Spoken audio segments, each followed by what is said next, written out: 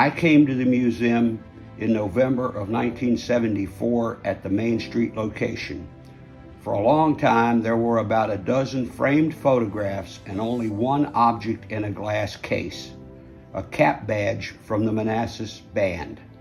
There was so little to see that I was embarrassed when an entrance fee was finally imposed, but nobody complained about paying the fee. Speaking of money, I did not draw any pay for 1 year, just 15 cents a mile. So I made $3 a day, and that was a challenge. The very first day I was at the museum, I went with my aunt, Mrs. Edgar Rohr, to her husband's warehouse to look for some shelving that had been stacked on the ground. I don't think we took any of the shelving to the museum, though.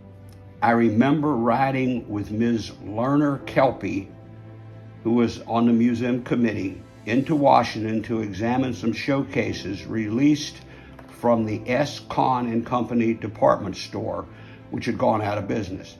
I believe that Mrs. Rohr, who went along, accepted some of the cases, and we got a tall, dark wood case from the Navy Yard that sat just inside the museum door for many years. I came to Manassas in May 1982 as the second curator of the museum. The museum had been founded in the 1970s, really to honor the 100th birthday of the city, but the local folks liked it so much that they had kept it going, and they had acquired the old bank building on Main Street. So when I came to town, the museum was located in that Victorian Romanesque building, and it was Fun Day, which they closed off the streets of Old Town, and the museum had a booth. So I come in not knowing anybody or anything, and I end up in the booth, and of course I met 100 people, but I couldn't tell you who 98 of them were. But that was my introduction to Manassas. The community members who had created it had done a really good job of getting into the attics of Manassas and Prince William County. We had items from the town band. We had uniforms from local civic groups. We had musical instruments. We had some furniture. We had some, not a lot, of Civil War related items. We had historic photographs. We had advertising pieces that had been used in Manassas back to the 1880s, 1890s, and just had some cool stuff. Manassas in those days, I would say it was still more like a smaller Virginia town than a city. In those days, a lot of the residents, especially some of the older residents, had been there for multiple generations, many going back to the 18th century. And a lot of the people there knew each other. They had a really strong pride in being Manassas, Virginia. But they also had a strong fear that Northern Virginia and Washington, D.C. were coming in and overwhelming the community that they'd known and loved. So there was a real tension there between the older residents wanting to preserve a quality of life and who they were and where they fit into the world. And then there was this tremendous amount of money and development coming from the east. And the conflict a lot of times was in Manassas.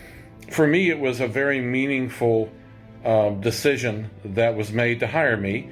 Doug Harvey and the members of the interview panel way back in 1988 decided to bring this kid just out of graduate school, maybe not a kid exactly, but certainly coming into what would be my first full-time professional job in the museum field.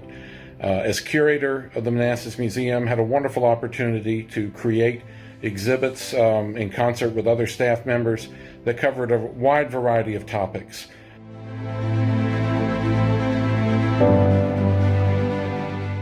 You never knew what was going to walk through the door. In my time there, I had a woman bring in the finger bone of her ancestor who had had it shot off at a battle around Richmond. And I fumbled for an answer, but I finally told her that I didn't think we could accept parts of people. So we didn't take the finger bone.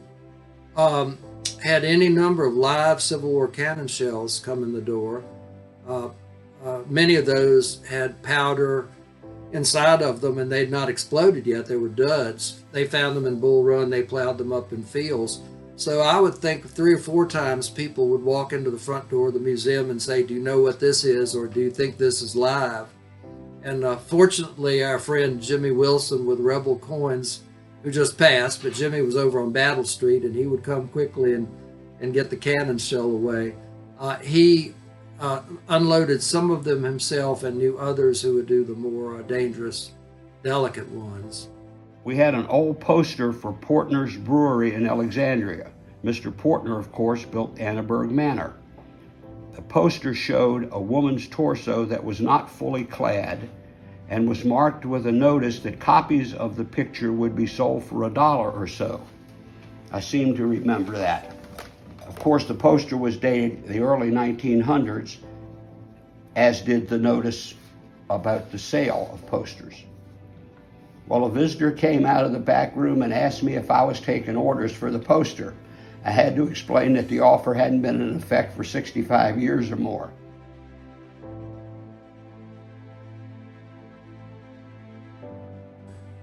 There was a real problem with historic sites in and around Manassas being destroyed with the tremendous redevelopment. I mean, townhouses and shopping centers. And we were able, we meaning the historical committee, the museum committee, and interested people in historic preservation, a lot of us worked hard, and we were able to preserve the Mayfield Fort, the last Confederate earthworks in the city, as well as the Mayfield Fort out near the Manassas Airport, which had been built by Union forces. We always knew that Liberia House was significant, and we wanted it preserved, but it was in private hands during most of those years. But ultimately, Liberia became part of the growing museum system, and there was a desire to honor Jenny Dean, the former slave who had created the Manassas Industrial School. So the museum system grew, and it was not always an easy path. I'm really proud that the community has preserved what it did. A lot of it's still there, and hopefully it'll be there generations to come. All credit to the volunteers and those wonderful people who put in the time and effort. It was great to help develop the Manassas Industrial School Jenny Dean Memorial, to bring the 2 Civil War earthworks online, to do further work on Liberia, and then later on to have the opportunity to oversee the rehabilitation of the railroad depot and the beginnings of the candy factory work.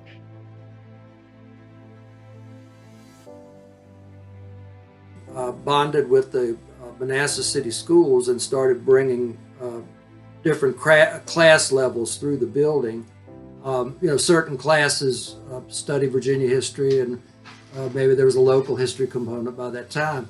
But we brought literally thousands of school students through that building. And coming there as a former educator, I just thought that was a wonderful thing. To me, it was just not about look at this old rifle or see this dress, but it was about the roots of the place that you are, and that you are now connected to those roots.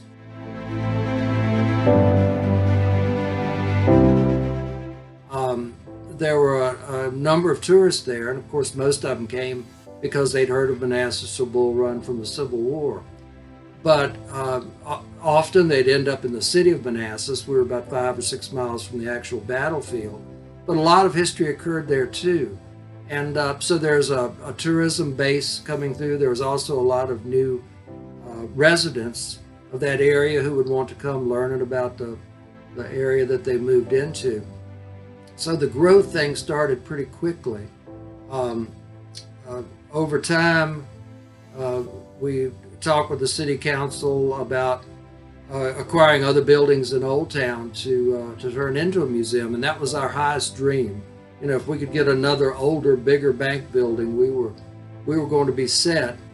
Well, the short version is that building didn't come to pass, but the city council decided to build a new facility in Baldwin Park.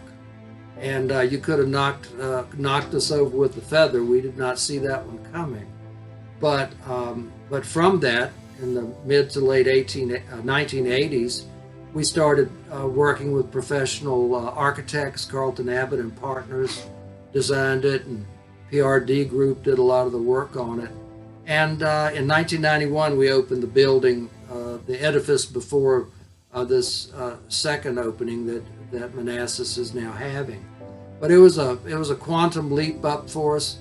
Carlton did a really nice job with a small budget, and we were very proud of it. One of our audiovisual programs actually won a national award, and it was really well received. We got coverage in the Washington Post and a lot of Virginia tourism venues.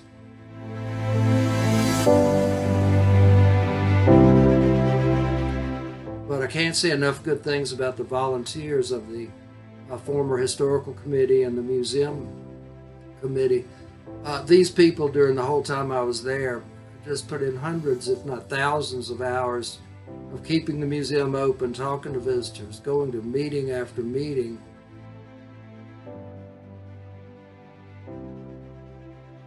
I remember we'd have Civil War weekend, not reenactments, but just encampments and music and people demonstrating the life of the soldier. One year early on, we had 4 artillery pieces, and we lined them up in the front yard, and they fire a blank charge. There's no projectile in there. But what we didn't know was that if you fire off 4 cannon in front of that building, we set off car alarms for hundreds of yards. And I think we got a call from the city attorney, so we did not fire off 4 cannons at the same time after that. We brought in some of the military bands, and we also had some modern music there, duets and others. But it just allowed Manassas to have a town square, very convenient to the restaurants, to the railroad, and so that was a great attribute.